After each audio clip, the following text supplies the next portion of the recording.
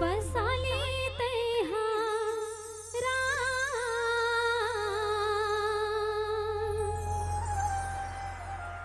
रघुराईला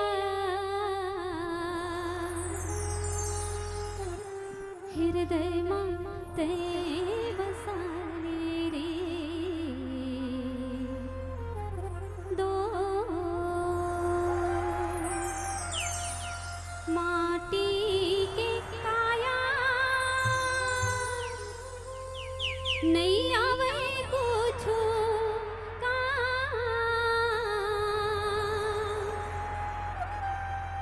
रघुराईला हृदय ते बसाले रे दो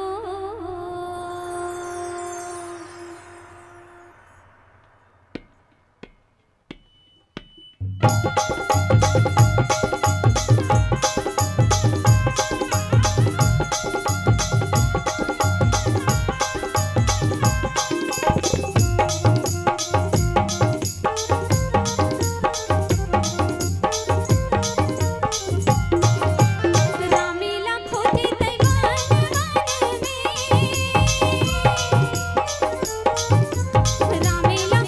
में प्रभु राम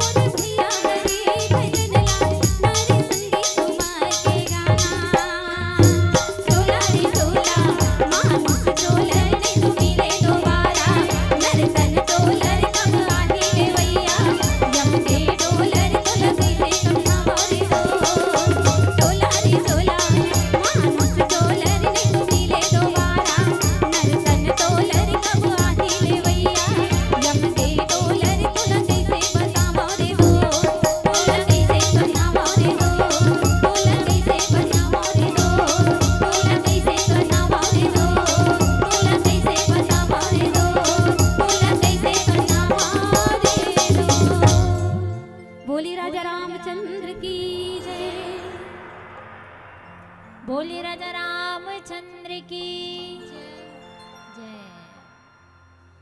तो आओ दाई भाई, हमन भगवान ला काबर याद करथन, चलो विचार करो। अगर हमार जीवन में दुख आ जाए, तकलीफ आ जाए, तो हम भगवान के दरबार में जाथन और भगवान से कथन कि भगवान मोर जीवन के दुखला दुभर कर दे। ऐसने कथन, ऐसने करथन का नहीं करन ना, ता कैसे कथन, हे भगवान मोर जीवन के संकट ला हर ले, मैं तुला 2 ठन जुड़वा नरियर चढ़ाऊं भगवान। ऐसे ही करते है नहीं, भगवान से सौदा करे बर जाते है कि नहीं। लेकिन देखो यहाँ पर मारीच जो है भगवान की भक्ति किस प्रकार से करते हैं। मारीच जीवन में हम और आप सब ना 2 ही कारण से भगवान के भक्ति करथन दाई, 2 कारण से, बस 2 कारण से। अब ये 2 कारण में से पहला कारण है भय और दूसरा कारण है लोभ। पहला कारण है भय। अब भय के विषय में क्या कहूं,